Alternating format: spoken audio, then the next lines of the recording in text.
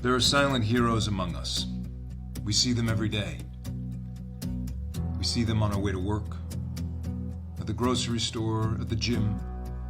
They could be our neighbors, our colleagues, our friends, our parents.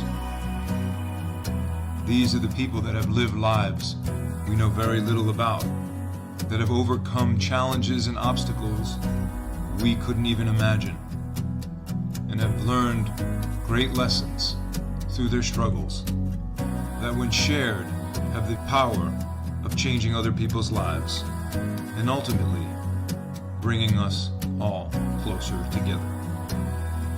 Collective Conversations, Everyday Heroes, Extraordinary Stories is an opportunity for us to hear those stories from those silent heroes.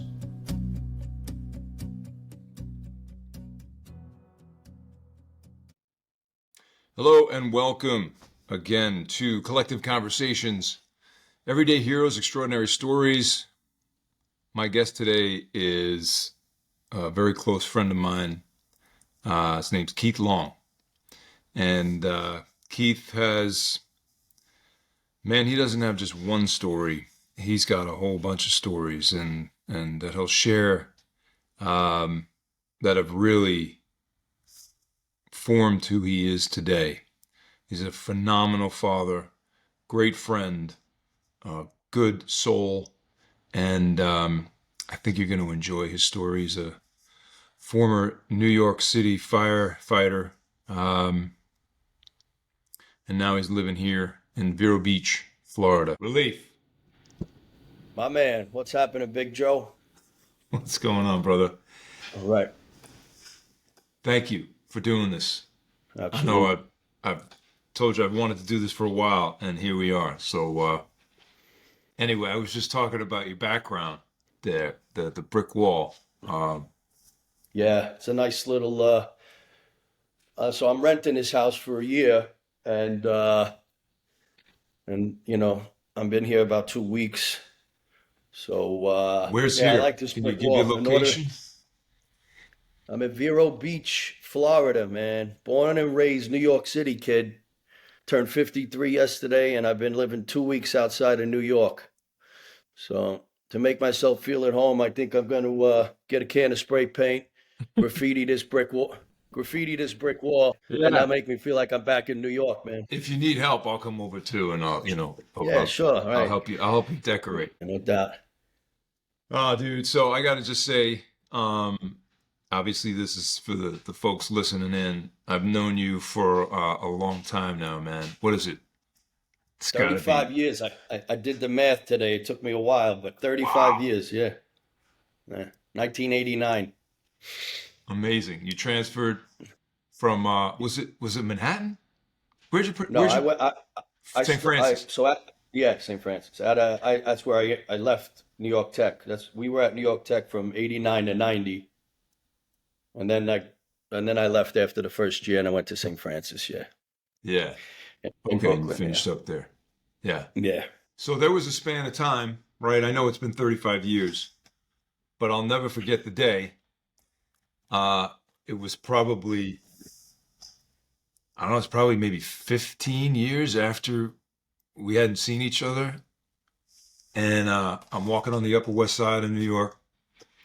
I was coaching and teaching at collegiate school, and I hear this guy yell my name, Joe Massey. And you walk out of this big white van, your head shaved, Yeah. bigger guy than you were in college, and you're walking at me. He's Joe Massey. I was like, oh, geez, what did I? I was like, who's This this guy guy? didn't go to collegiate. Yeah. Exactly. And you're like, Uh, it's relief. It's Keith. yeah. I was like, oh shit. Yeah. And that was it, man. And since then we've been back in touch. And we went to dinner that night and you caught me up on a lot of things. Yeah. A lot of things that you had been through, as a New York City fire department. All your experiences, your journey since college, and it was A lot happened. Yeah, so when I saw you, I was working that day in the third division. Third division kind of runs a big part of Manhattan. And I was just driving the van for the third division somewhere, and I saw you walking down the street. Yeah, and that's like that was a flash from the past. You remember Derek from the team gave me the nickname Keith, the young lady's relief. So that's where the nickname Relief came from. Yeah, D nice. D D nice. Nice, man. D Nice from the Bronx. Uh, Man, he was some character himself. But Yeah.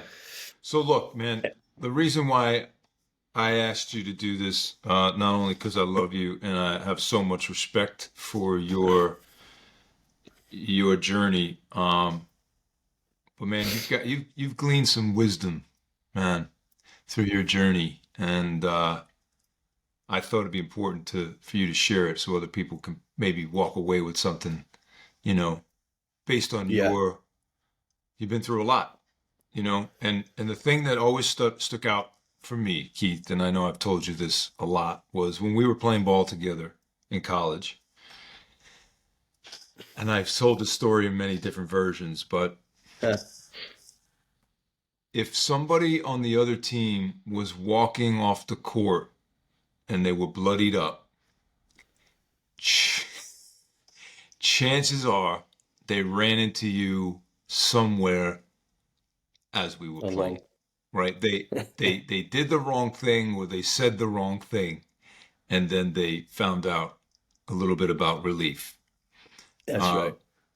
and being a kid who used to get my butt kicked because, when I was a kid and didn't know how to fight. Um, when I met you, I was more afraid of fighting when I was a kid. Like I didn't want to hurt anybody. I didn't want anybody to get hurt. Come on, let's just talk this out. You know, Yeah. you came from the exact opposite, which was, and you said this to me that first night we reconnected. We were having dinner. You're like, Joe, I don't fight people to show them who I am. I fight people to show them who they are. Exactly. So Exactly. tell me a little bit about that mindset, man. Like, where did that come from? What do you think Yeah. shaped that that fighter in you, man? I mean, think about it. You're a fighter, you're a firefighter, you fight. That's what you do. You just Yeah. whether you fight Um, for your sons, you fight. You just it's in your nature, man. Where did that come from? okay. So a little background is I'm born and raised Irish Catholic kid from Queens. So, you know, I'm almost like a stereotype. So either an Irish Catholic kid from Queens became a cop, fireman, or a criminal. So I think I was a little bit of all of that. But always growing up in Queens was always about being with the older guys. All right. And you get knocked around when that happens. So, I learned at an early age to fight your way onto the court, right? And then most of the time that was it. I got my ass kicked a lot and stuff like that. But all in great lessons learned for me. I go home and say I'm not going to let that happen again tomorrow. I'll come back. But I'm a big faith guy too, right? I love God. I believe in God. My mother's uh, man, that my mother gave me faith. My father gave me toughness. I put both of them together, and so I didn't want to be a bully or anything like that. And I'm not some great fighter. I'm not Joe Frazier. My record in fighting is probably 50-50. I'm like a journeyman. Get my ass kicked just as much as I may have given one, but I always feel like I'm fighting for a cause. But in those days, as it got older, a lot of the physical stuff I think came from how I was feeling inside about myself. So um, I was struggling internally with maybe figuring out who I was. and I lashed out. And when you do that on a basketball court, no matter when you do it or who you do it to, you get praised for it. You're a tough guy. Look how hard he's working. You know, if you do that in an office setting, you get fired, and people say there's something wrong with you. So there was some reinforcement there, right? I was known as the guy that plays so hard. Everybody should play as hard as this guy. But inside, I was I was hurting, you know.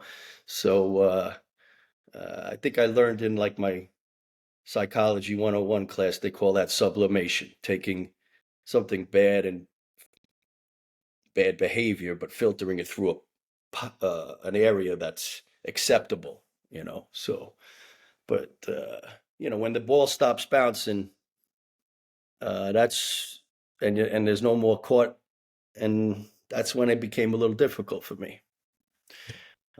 Yeah. So well, when you talk about that thing that was kind of stirring inside you, that was causing some of that fight in you. Can you describe like what was that as a young? Yeah. So it's you know, I guess in a situation, I'm judging myself in every situation, and how am I going to match up? And can I match up? Can I survive this situation? My biggest fear was not working hard and not being tough enough to survive, because then I would be a complete failure. At least if I survived, I was something. I don't know what I was, but I was something, you know. And I struggled with self-love. I didn't just wake up in the morning and like myself. I fucking hated myself. But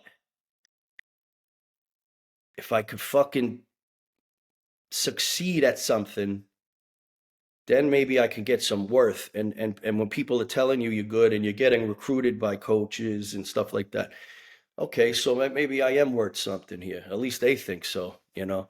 And then maybe through that back door, I could find a way to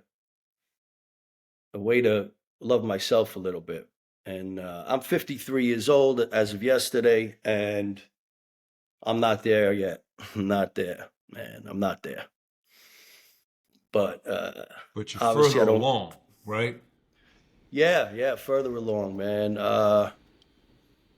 I've learned so much, man. But you know, I've learned through pain. I wish I learned a lot of easier way. I just learned through a lot of mistakes, and as we all do, right? And I wish it didn't have to be as painful as it was. But and that as a father of three sons, you know, a lot of times I wish, you know, myself, I could go back and talk to that 19, 20-year-old self. I wish I could tell him how it's going to turn out and how it's going to be. Well, I do have those. I have a 19, a 20, and a 21-year-old son. I can talk to myself because it's them, you know, and I could try to steer them away from the things that were hurting me. So I haven't mastered that. I've watched them walk down my same path. However, the difference is we have a dialogue, you know, and I can help them through it, and they do listen to me, but they do have their own path, and it's painful to see sometimes when they're going down the same path as me. What I do believe is, though, it's not as long as mine was. They are Mhm. learning very quick, and it's because I think they have a dad that can help them through it and help them through it. Like, you know, Yeah, yeah. I like that. Yeah, so I don't know if I'm making any sense. I'm just oh gonna man, wrap it. no, no, no, no, no. It's crystal clear, and it brings up another, a bunch of other questions. You said your mom taught you faith, Mm. and your dad taught you toughness. Yes. Can you say a little bit more about both of them and how they did that? So talk to me about the faith piece, and then Talk to me about the toughness. Okay, so uh, my mother is one of six or one of seven, I believe. I'd have to do the math in my head, but she's from the Bronx, New York. Her parents died at a very, very young age, so she was raised by her two aunts. It was, so God was so important into her life and her sisters, my aunt's life. Uh, it was paramount. So, my mother goes to church 7 days a week. Um, when I was growing up in Jackson Heights, Queens, before I moved to Rockaway Beach, when I was my mother would read the Bible to people over the phone. That's what she did at nighttime. She would read the Bible to people. Uh, Church was always in our lives, and she would always pray for us and stuff like that. Now, I have two brothers and a sister, and we all were we weren't you know the, we had our share of turmoils, and so we needed those prayers. But the seed was planted about God, and I that seed grew in me unbelievably, So the best thing my mother given me besides my life was faith, and it's always been a part of who I am. Um, my dad, grew up in West Side of Manhattan in Chelsea, a lot different than Chelsea of today. He was a longshoreman. I think they threw him out of high school his first day of high school, so he never got a his eighth grade was the furthest grade he went, and he went to work on the piers where all his family were from Ireland, and he bartended at night. So and they were. He was a tough guy, man. Think about it, right? Like think of the movie On the Waterfront. That was his life, and it could have been somebody, Charlie, you know. Could have been a But contender. Yeah. it came time where I don't think the peers and the bartender were working out for my mother. So she had my older brother, my older sister. They were living in the Bronx. She got my father a job in the Bank of New York as the guy pushing the mail cart around. All right, here's this tough guy pushing a mail cart and giving. And I guess back then they post jobs on like a cork board or something, right? And he'd apply for the job, he'd get it. Apply for the next job, he'd get it. Well, my father retired vice president of the Bank of New York without a degree. Yeah, amazing. Wow. So yeah, and got sober. He got sober, uh, which that's part of my story as well. Watching him, uh, how he dealt with his alcoholism and how he eventually changed his life. And he did that for his family. He didn't want to lose his family. But so he was quite a quite a mentor in that fact, as well as a father. Like he was somebody I could look to. And we would never talk. My father's dead now, God rest his soul. But him and I have never had this conversation that I'm having with you. Like we just probably do that to each other all day long. Like Yeah. just give us a look and a nod. We know, but we didn't. We come from that Irish family where you don't really talk about your feelings like that. You're just supposed to know. But so that's where those two things were were instilled in me. Were instilled in me, Yeah. and yeah, So, do you remember the moment, when, or the time when your dad made that decision to stop drinking, and what do you think, in your perspective, led to that? my mother was going to leave him, so he went to a rehab. I remember playing. That was the first time I played pool. I thought it was the coolest place in the world, man. All these guys were hanging out, playing pool, smoking cigarettes. I didn't realize. but it was an it was a rehab. Like, it wasn't the coolest place in the world. Right. But Rehab. and then they got into marriage and counselor, man. So that was a whole nother thing. Like after he got out of there, my mother was dragging him around, teaching other people before doing the pre-Cana and stuff before you get married. So they were going all over the place. And sometimes they do all these weekend retreats and they would take the four kids, us four kids. Well, it might have been three at the time. I don't know if my little brother was around. And they would just put us like we were like foster kids in another marriage and counselor person's house for the weekend. Like it was looking back, it's insane. But they were, my God, my mother was trying to keep it all together. So the marriage and counsel at church, and my father, man, he bought in on. He did what he had to do. He was a great man. Uh, he was a hard dude, but he was a great man. So that's what I wanted to be. I wanted to be a hard dude and a great man. Yeah. I think I succeeded somewhat at that. Yeah. Yeah. I met him. I remember I Mm-hmm. enjoyed him. Not a guy of many words, but he had a Yeah. warm, he had a Yeah. good heart, you know? And I know he was very proud of you, like playing ball. Yeah. I Yeah. do He remember was. that.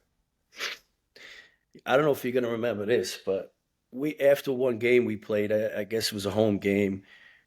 We were supposed to go to a diner with your family and my family. And it's funny is I ended up moving over towards this. So we were by Old Country Road by he couldn't find a diner, man. He couldn't find a diner. And he lost it. So he ended up pulling the car over on the Meadowbrook and just got out and started walking. Like he was just so pissed. He left us there. Yeah, man. And I like hunted him down. I got him alongside the highway and like he was about to knock me out. So yeah, I just got in the fucking car and I drove and found them. And we never ended up meeting up with you, your dad, and your mom or whatever because we couldn't find the diner. But I think Wow. he drove me back to the dorms. Fuck, I had to get out of the car while it was still rolling, type of thing, and that was it. Yeah, but so he had this frustration and anger inside him that I have too. That I have. So I guess it's a control thing. Yeah. Uh, yeah, all this could have been fixed if we would have had MapQuest or GPS back then. But instead, he could have been a totally different man with Siri and MapQuest and GPS. But Yeah. Yeah. yeah, so yeah, he was proud of me, man, no doubt. Especially after I became a fireman, he was very proud, very proud, and I Yeah. was happy that I could make him proud. And then in his older age, he got soft, which was crazy. When I had my kids, he was so tender and kind to them, and I was like, man, who the fuck is this guy? Like where were you when when I was growing up? But I have a feeling I'll end up being that same guy to my grandsons, God willing, that my boys have kids, and they'll be saying the same shit, like like when they're yelling at their kid on the basketball court, and I'll say, "Oh, relax, don't yell at him." Like that's what my Exactly. father. Yeah, it's like, what? Are you kidding me? When did you change up the program? I don't get Yeah, it. Yeah. Yeah. No, that is what happens. It's a good thing too, right? Because it does give us perspective. My dad does the same thing. He was very demanding, like things had, yeah, it always could be better, always could be better. And when he hears me saying something like that to Shay, he's like, yeah, whoa, he's still getting, give him some time. yeah, Listen to yep, you. Yeah, yeah. But it's exactly, important exactly. because it's a good reminder for us. Yeah, Like yeah, we forget. Like I look at videos of Shay, when he's like 3, 4 years old, and I'm like, I remember what I was expecting him to do and didn't mm, realize at the time he's only 4. none of Like it he's matters. only Yeah, 4, you know? yeah, So I've been applying that every year a little bit more like, whoa, he's only 13, he's only 14. yeah, Like it's like that balance between you want to respect where they're at, but you also want to take him to the edge, you know? Yeah. Well, you don't want to say when he's living in your basement at 41. You won't want to say, well, he's only 41. He's only Exactly, 41. exactly, That's our exactly, fear. Yeah. exactly. That's exactly right. When is it like, okay, he's not, Mm. we're done with Mm-hmm. the numbers, you know? Yeah. Right. Right. So it's that balance. Yeah. Yeah. I'm tempted to ask a question. It's going to be pretty loaded, so you can decide whether you want to answer it and we'll take it out or not. But Mm. when you were saying, we never really talk like this, me and my dad, and by the way, same thing here. I don't know if it was Right. generational. We never sat down, and my dad, my dad, he's a very loving, warm Yeah. guy. It's Phenomenal, just man. the walk that, Inspired me to do this. Yeah. oh, appreciate that. It Yeah. wasn't until he got older that we would sit down and have these, real heart to hearts because I forced it on him. Yeah. But if you could, like, if your dad was with you today, you know, what would you want to say? What kind of conversation would you want to have? Well, I'd want to tell him that I love him. I'm not sure I've ever said that to him. My father ended up getting Alzheimer's fairly early. I saw it when he was in his 50s, but like I think in his 60s, it started to rear its head towards the end of his 60s, and he died in his early 70s. But I don't know if him and I ever said that to each other. But the Mm. first time I ever shook my father's hand was in a courtroom, and I was facing, I think the max I could have got was 10 years, but I beat the case, right? The jury stands up and they say, we find the defendant not guilty. And I turn around and my father was there as if like I just hit the winning shot at a game, man. Oh, jeez. He was so proud. It was like he was proud of me. That was the first time I ever shook his hand. I was 24 years old. And Wow. Even yeah, shaking his yeah. hand. So there was definitely no hugging going on, right? That was the Nah. closest. Yeah, no, I know. I don't think we've ever hugged. No. Yeah. Yeah. And so for me to have, like, let's say he was here, I don't know if I'd have that conversation with him because I think it would freaking make his skin crawl. Like it would make him so uncomfortable. Like I know by the end, we had a good relationship. Like we just knew, we just knew, but Yeah. Yeah. it wasn't verbalized. Yeah. Yeah. There's an Um, unspoken respect and yeah, love, right? More through yeah. I the mean, actions the of doing. man. But we had a game. I think we went on like a road trip, if you remember. We went up to play in New Hampshire for a few days. I don't know. We played like St. Anselm's and we played New Hampshire. And I remember like in the second quarter, like I see my father walking in the fucking gym. Like right, I'm like guarding the guy coming up the court, and I see my, But yeah. So I So mean, he like drove up he from showed up. He drove showed up up from from Queens. from Queens, New York. He ended up in New Hampshire, and he got there in the second quarter. Like like he wouldn't want to miss anything. And I do the same for my sons now, man. I'm all over the. I do the same because it's what he did, and I want to, I want to be. However, me and my sons hug and say I love you all the time. Uh, so we don't go without hugging each other, and we don't go without saying I love you. So Yeah. I changed that. I broke that. I broke that. The What do chain. we want to call it? The I broke chain. that chain. Yeah. So that's something I wish he was better at. I'm better at that. So I think that's probably the only difference in my fatherhood tactics is that I say I love. So after I kick my kids in the ass like he did me, at least I tell him I love him afterwards. That got him all fucked up. And now I confuse him. Wait a minute, he just kicked the shit out of me. Do you love me? My father at least didn't say it, so I was like, all right, I know where I stand. That would have probably confused me even more. Is this what love is? Yeah. Yeah. Get over here, Yeah. Yeah, So, yeah. Well, I can't imagine that it hurt that you added the love at the end, And yeah. listen, man, I know you well enough too, where you take a moment and you reflect, and I'll tell you the two most powerful words any parent can say are "I'm sorry," you know, and that goes a Yeah. long way. Yes. I've said it maybe too many times. I wish I just didn't have to be there and Yeah. say that. But No, I know. yeah, and my boys know they are loved. And I tell them that there's been some suicide involved in our life. Uh, so I just make them aware that that's not an option. Like, as bad as you're feeling about yourself, and it could be in Mississippi where one of my kids goes to school. He's at Ole Miss. You just know that somebody loves you so much in New York and now in Florida, but so that's never an option.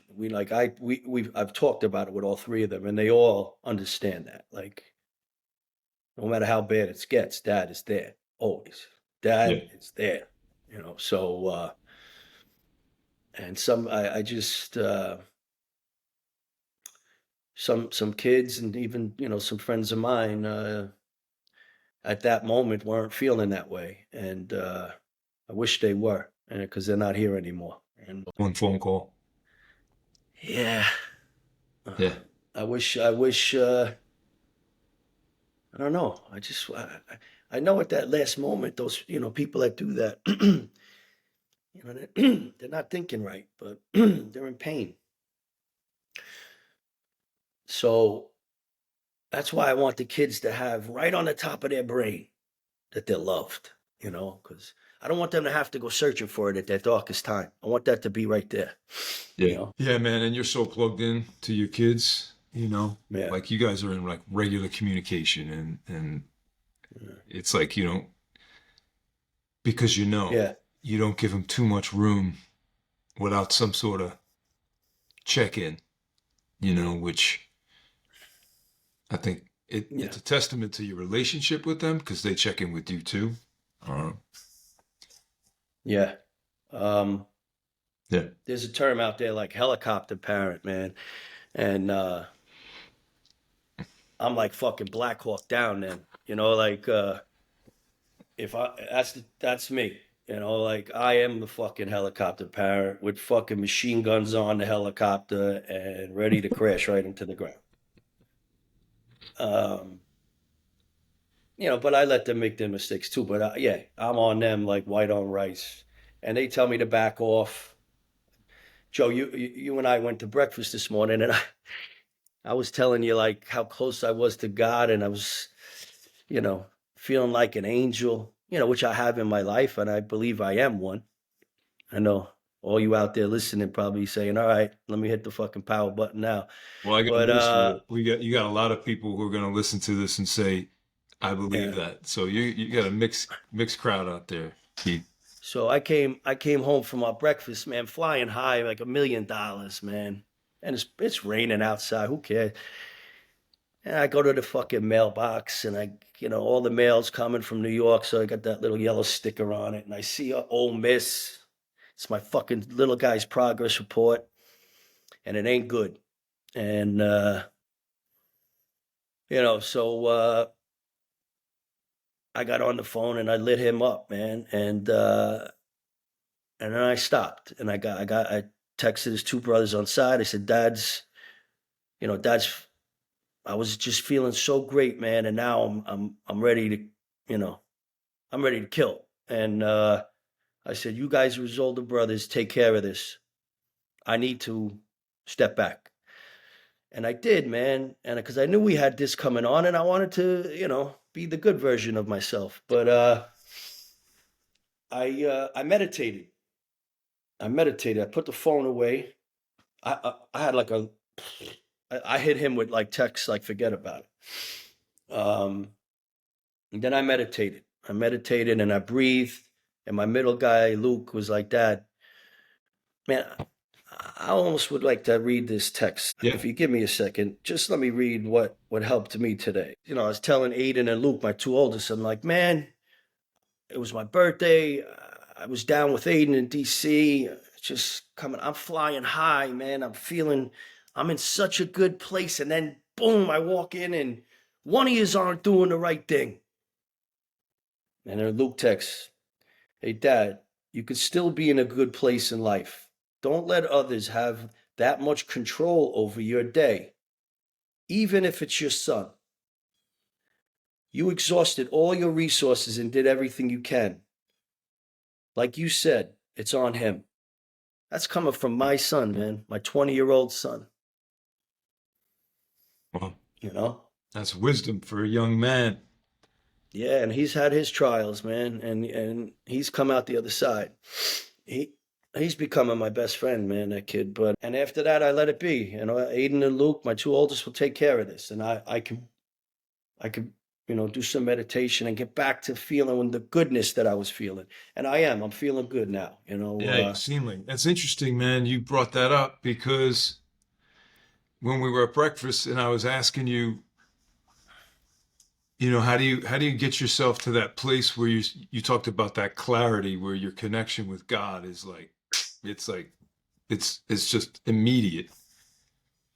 And I said, how do you get there, man? How do you find your way there? And you're like, I don't know. It's just kind of I try to Yeah. chase it, and it sounds like that meditation is potentially a way in for you.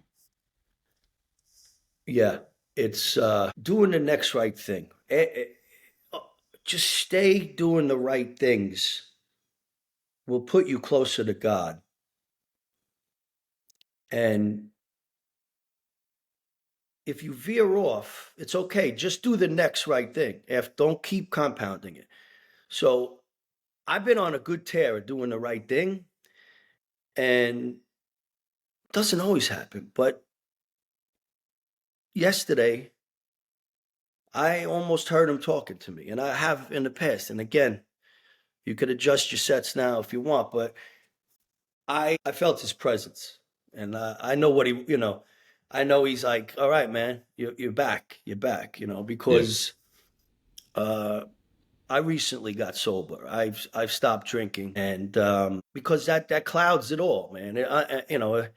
It just doesn't do anything for me other than take things away from me, and it could give me a headache, whatever. But it's not putting me on the path I want to be with that clarity, with my faith, and being the best person and father and friend and stranger that I could be. yeah, Uh, yeah.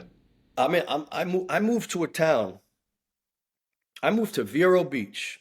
This kid from New York City that don't really trust a lot of people. It's always look. I will never. One thing I pride myself is just nobody could sneak up on me because I'm already ready to fight. So like, it was never a thing like that. Like, so for me to let my guard down, and I followed the word of you. All you said was, Keith, I think you would like this place. And me, I respect you so much and what you're about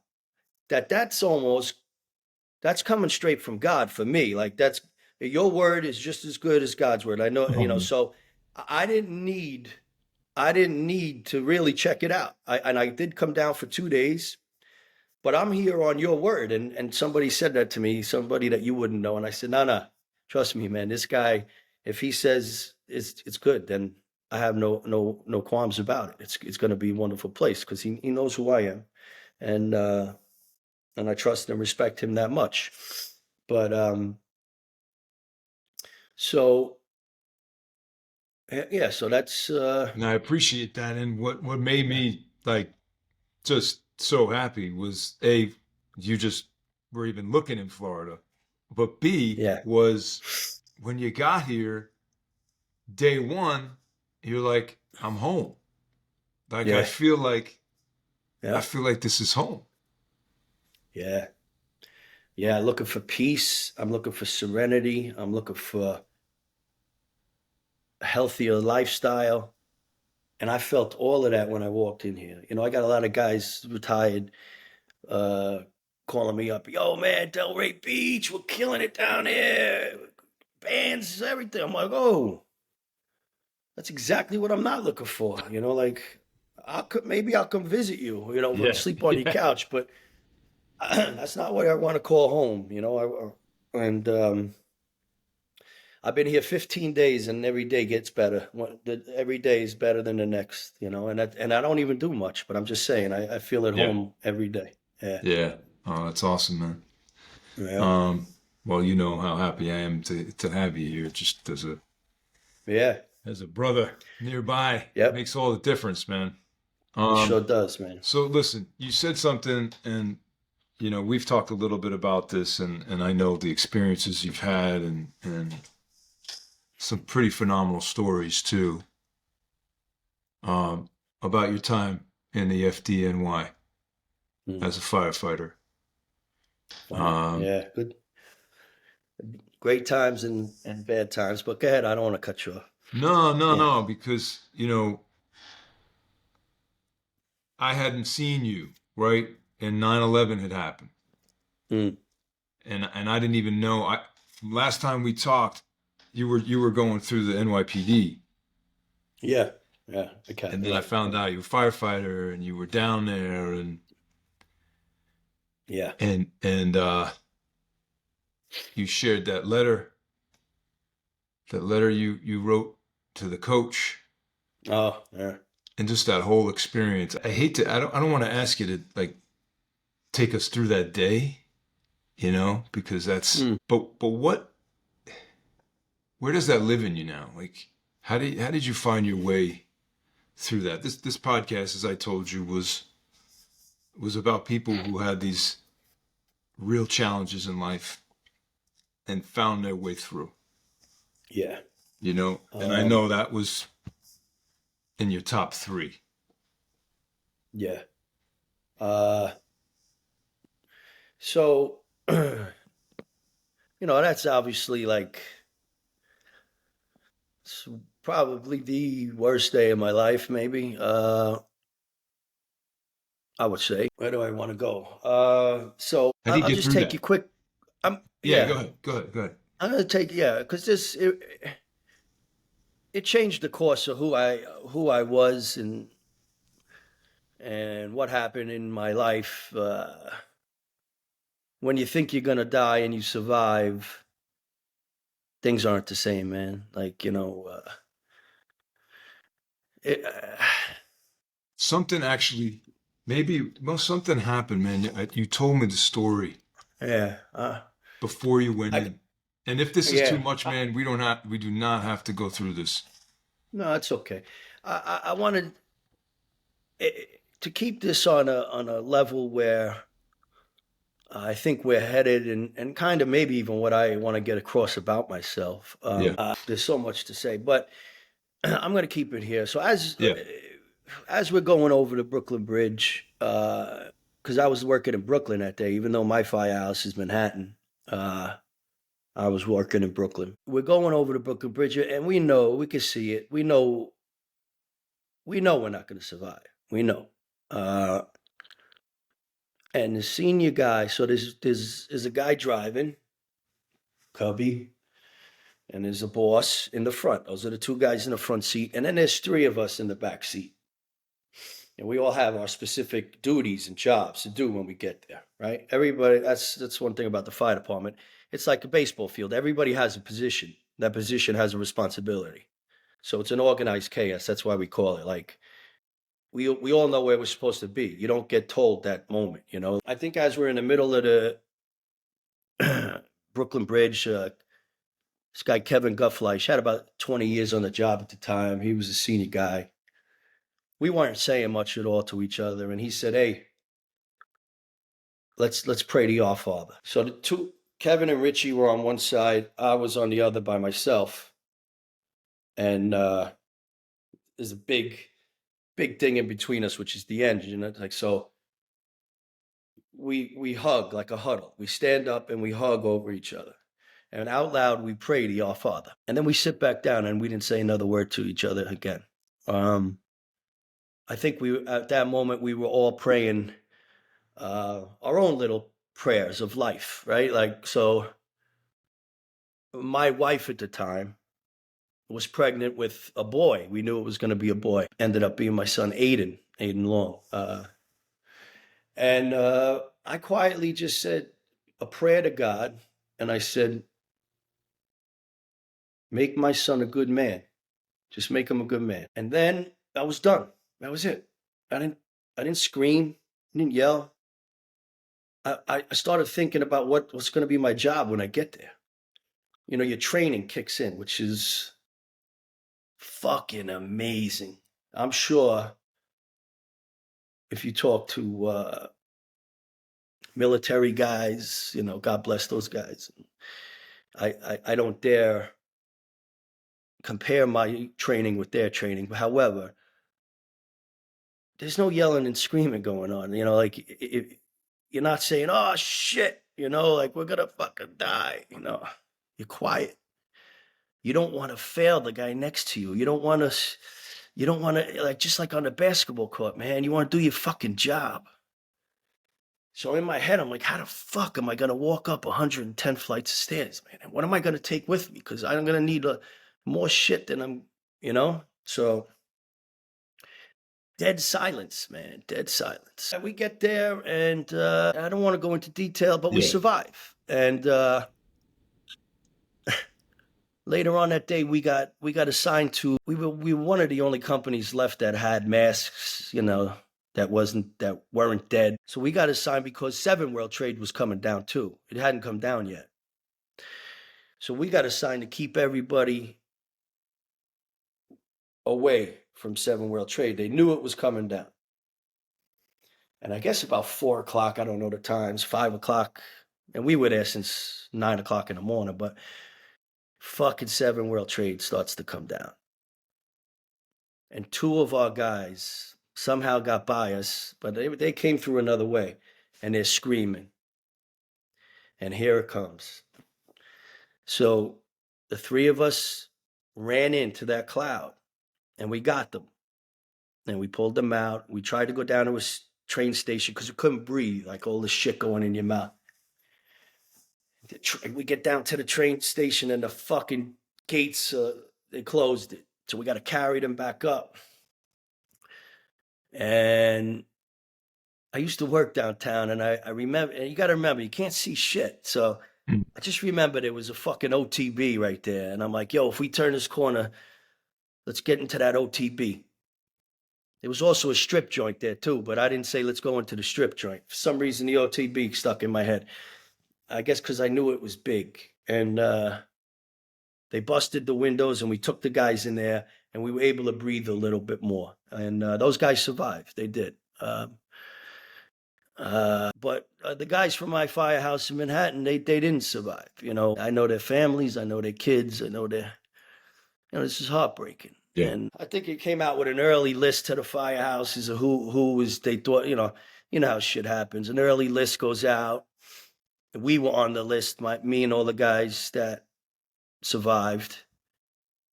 So like when we got back to the firehouse, like early the next morning, and we were like, they thought they saw ghosts, you know, because they heard we were dead. But let's bring that back to faith and toughness, right, man? I mean, fucking, I needed both of them that day, man. So like my mom and dad were with me, man. And I just thought I'd never meet my son.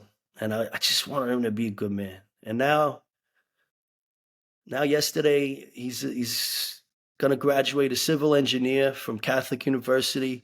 And I watched him I was like a fly on the wall. I watched him put his senior project, which is building a bridge, on display. And I was the proudest motherfucker in the room, man. When I walked up, because there was all corporations in there, it was 16 engineers in biomechanical, electrical, all different engineerings. Aiden's group, him and his three buddies were the only civil engineers, but all different kinds of unbelievable projects, man. I'm so proud of all of these kids. But when I walk in, I got there early, of course. I'm there like 4:15. It starts at 5. The guy behind the table's like, "Hey, what company are you with?" Because they invite all these, they want all these corporations to come that are in those fields. to see what these kids are doing. I said, I'm the CEO of Aiden. That's what I tell the kid. Because again, right away, like I'm ready to kick this kid's ass. I didn't like the way he said it to me. So like he had no idea how his whole world was about to fucking change. So, and he goes, oh, you're Aiden's dad? I go, yeah, I'm Aiden's dad, CEO.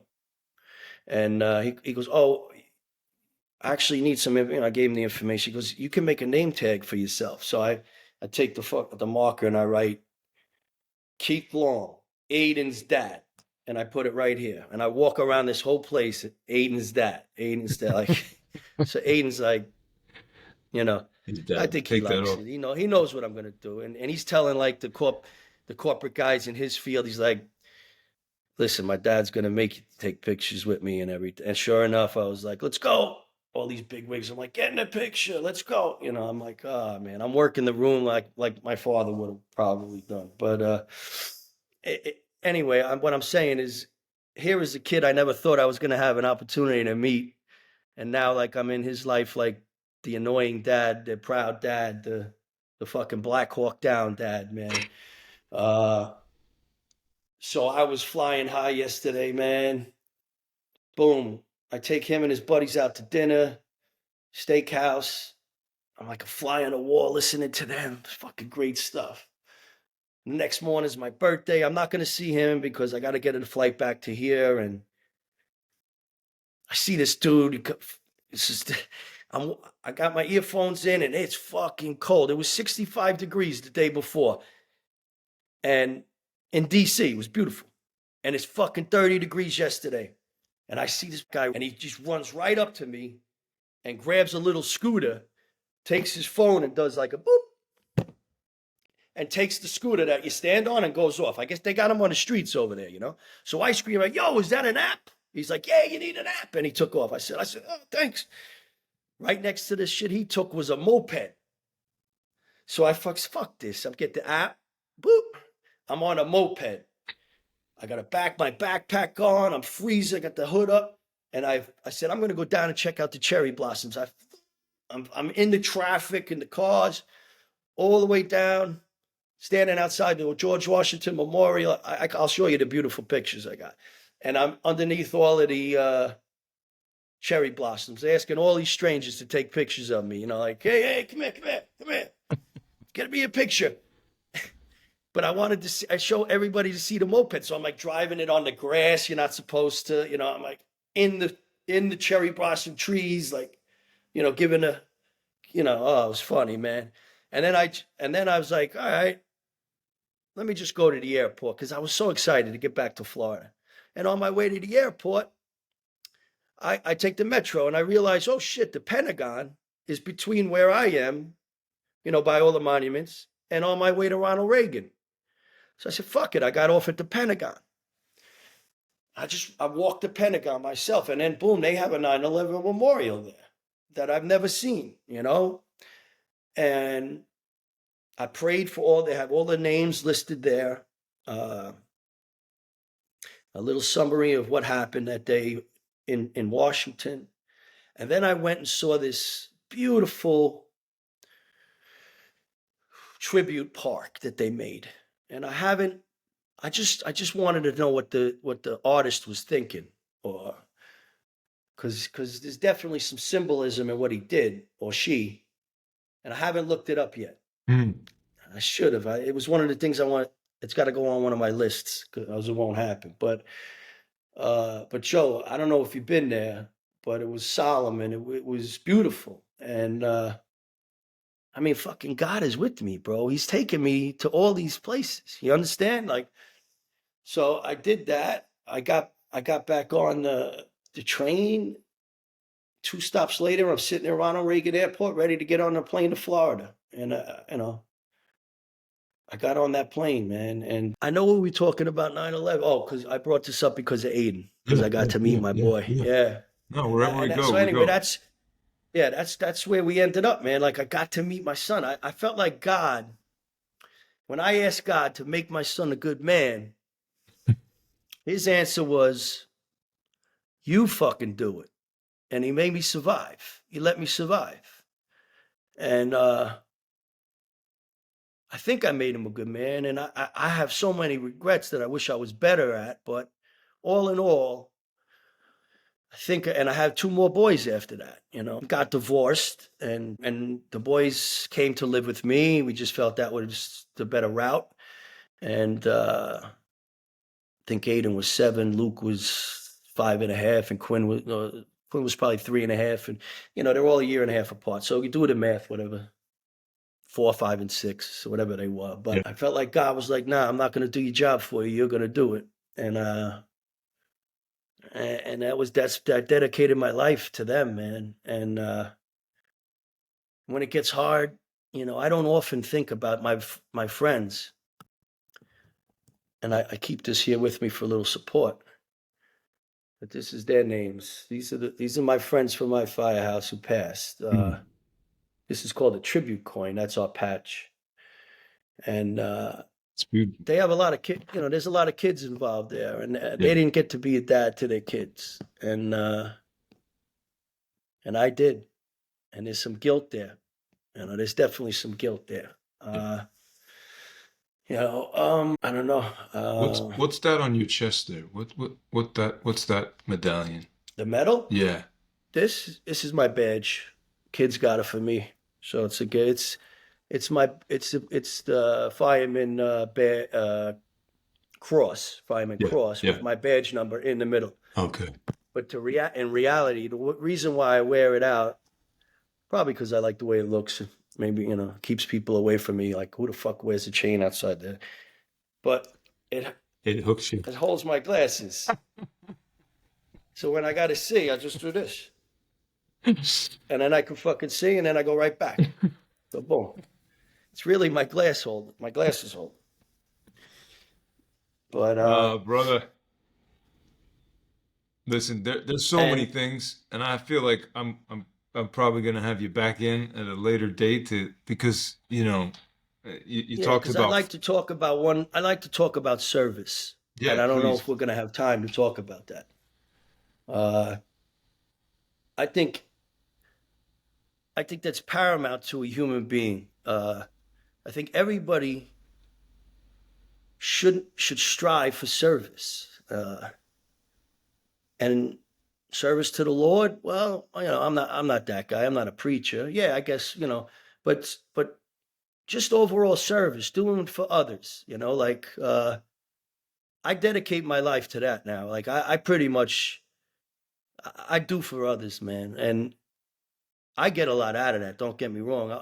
I almost question my motives, because I like to beat myself up. I like to kick the shit out of myself. So I don't even give myself credit of doing service. I'm like, why are you doing it? Are you doing it to make everybody think you're a good guy? Like, these are all the thoughts that go around in my head. Yeah. So, but Well, so then why do you do uh, it? If you're gonna clear out the bullshit, right? Clear out the lies. What is it that what do you think's at the heart of service for you? I feel like I'm doing God's work, and I feel like I want to be closer to God, and I don't want people to hurt, man, because I hurt most of my life. I was in pain, and I don't want others to be in pain. I'll take it. I'll take the pain, and I'll help you out, and you could go live that happy life. Like I've told you this before. I have no. My goal was never to be happy because I thought that was never a thing for me. It was to have peace, just to be peace. And I volunteer a lot of things. I've done honor flights with the veterans, joint team Rubicon, and went to Houston. Had to stay 7 days and during Hurricane Harvey. And I left my fucking sons alone in the house alone. I think Aiden was the oldest at 11. Social services, if you're listening, you missed out on that one. They were too old. They're too old to do anything about it to me now. But yeah, they were 11, 10, and 9. I left them in the house alone for a week. I had people looking in on them, but that just tells you how good my boys are, man. They took care of each other. I left them money and stuff, and I checked in with them every day. But I mean, there were people hurting in Houston, so I had to go. I don't know. I felt like I had to be there, otherwise nobody would. I was just feeling so hurt for them. And What did you do there? we gutted houses, man. We gutted the houses because they were just destroyed, and we got them ready for. Well, we did some mold remediation. We rebuilt the school, got those kids back into the school. Yeah, you got to look up Team Rubicon. If anybody here is looking to volunteer, look up Team Rubicon and see what they're about. Amazing and a humbling organization. And I do other things through the fire department as well. I've been to Walter Reed, uh, you know, and when I'm there and I'm looking at all these guys, man, you go to like a Team Rubicon thing where there's just thousands of like volunteers and most of them are veterans, retired, whatever.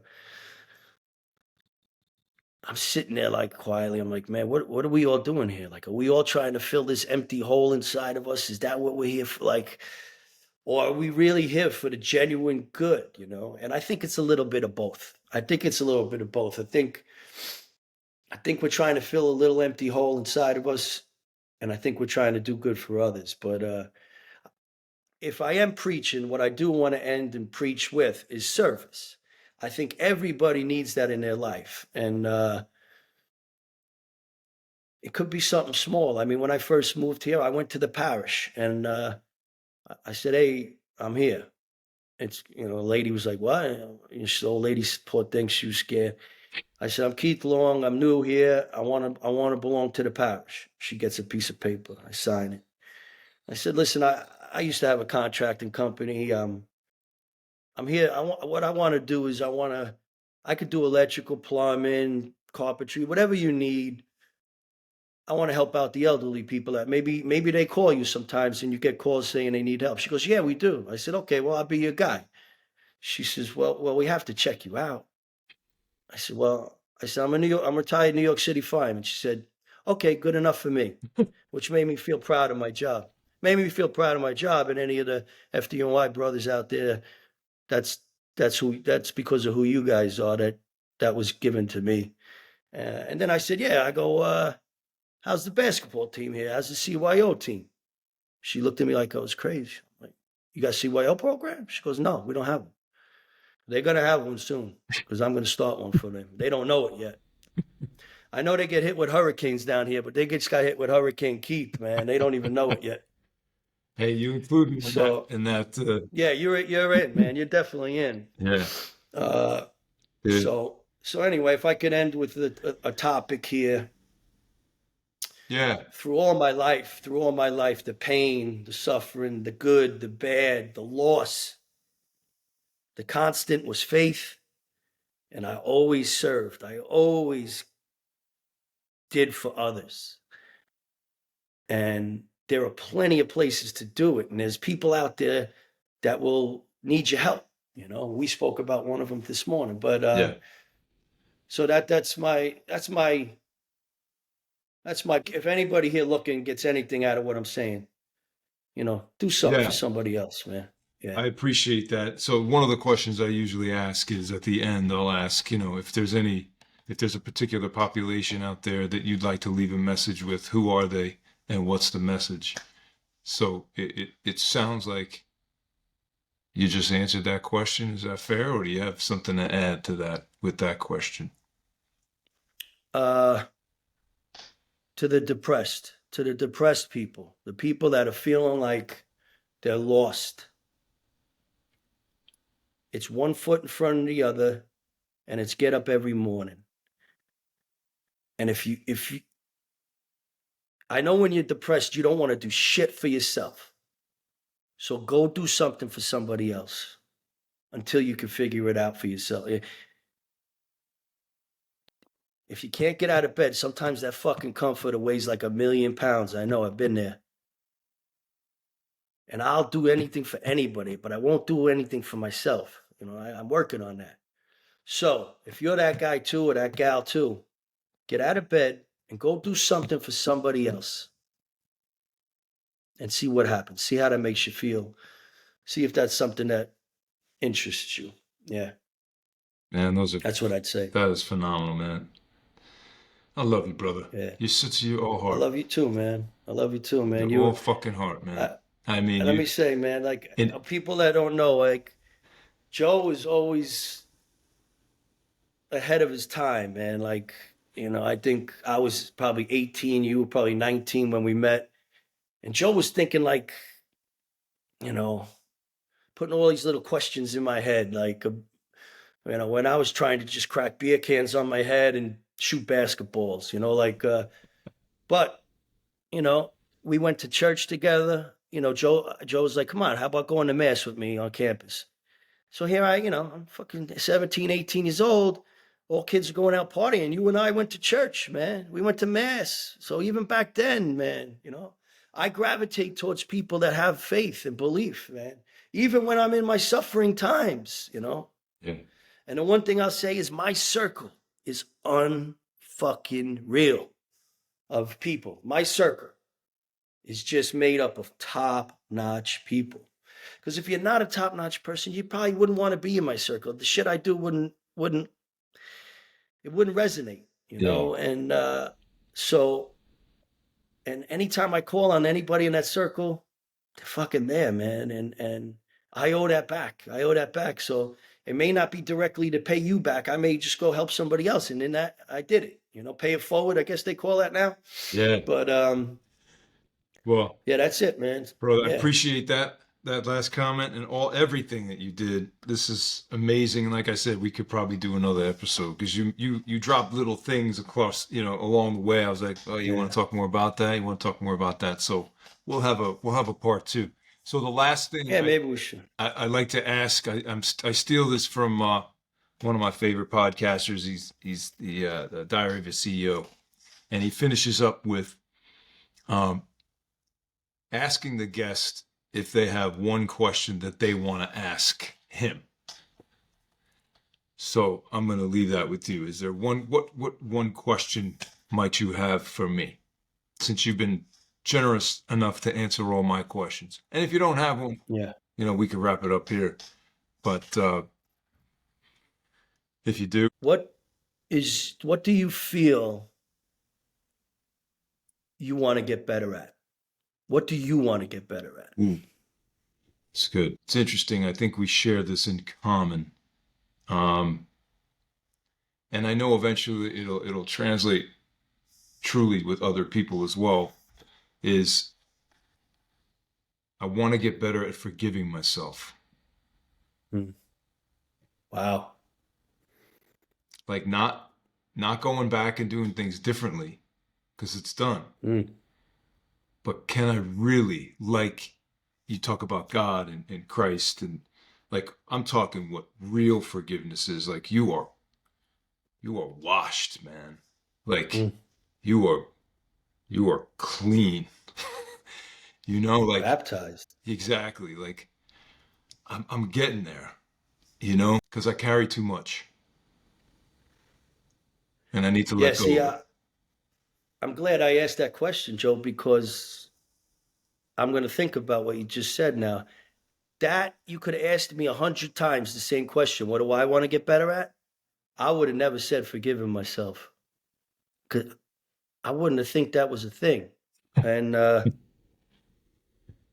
Yeah, well, for me, it so I it's just helped myself by asking you that question. So thank you for letting yeah, me man. do I'm that. sure we'll pick up on that later. By the way, you want to meet for dinner tonight? You got dinner plans? Of course, I got fucking nothing to do. I'm here by myself. All Let's right, do it. we're gonna meet with dinner. I'll call you later. Give you the details. 7 o'clock, All right. And all right. brother. I love you, man. Thank you for doing this. Love All right, I will talk to you later. All right. Okay, you too. All right, bye. Faith, friendship, fatherhood, toughness, honor, brotherhood.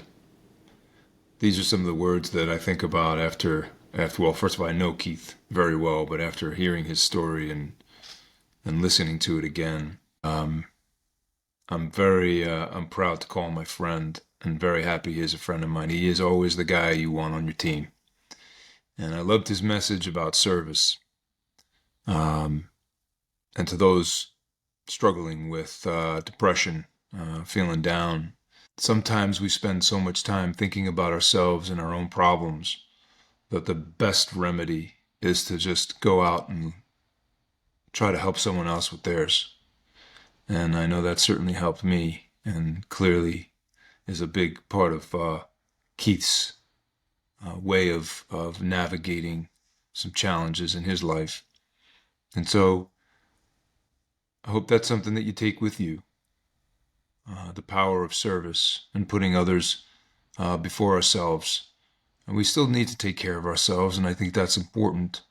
At the same time, there's a great power in seeking those who need help.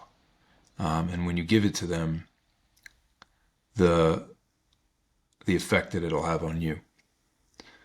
So I hope Keith's story has inspired you and reached somewhere within you that helps you to move forward through whatever it is that you might be struggling with in your life.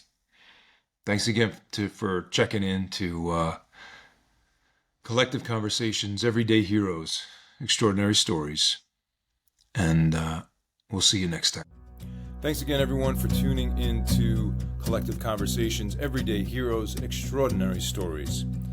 Please, if you know of anyone who has an extraordinary story, it might be you or someone you know well, someone you meet tomorrow, please point them in our direction. We'd love to hear their story. You can reach us at jmasi@collectiveendeavors.com. That's JMASI@collectiveendeavors.com. Thanks, and see you next time.